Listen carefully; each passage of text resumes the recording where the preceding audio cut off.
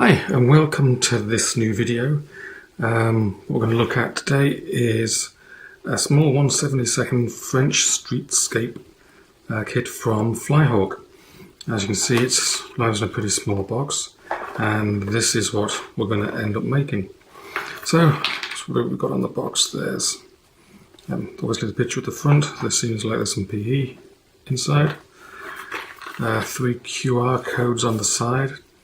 I think one takes you to the company's website, the other two take you to online sites where you can shops basically. I think they're both in China. Then on the back here we have the basically the instructions. This is where we're going to end up with. There's a lamppost, 2 pieces, a PE sign on it, and some PE fencing. So let's open up the box, have a look, see what's inside. And what we have is 2 bags. One bag contains basically all the road, and also in there's the lamppost. Let's just open this up, have a look, see. And there's the road. You can see there's it's like brickwork here. This looks like smaller brickwork, like a footpath.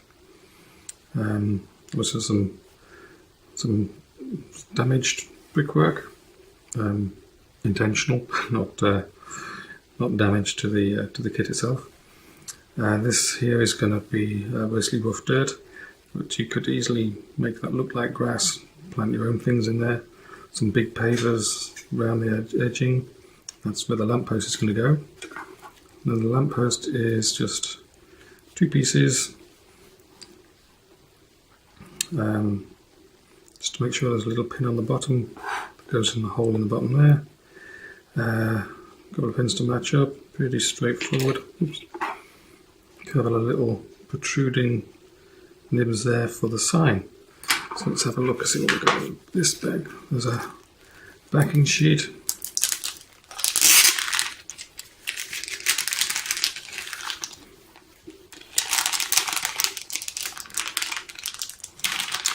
This, as you can tell, is pretty snug.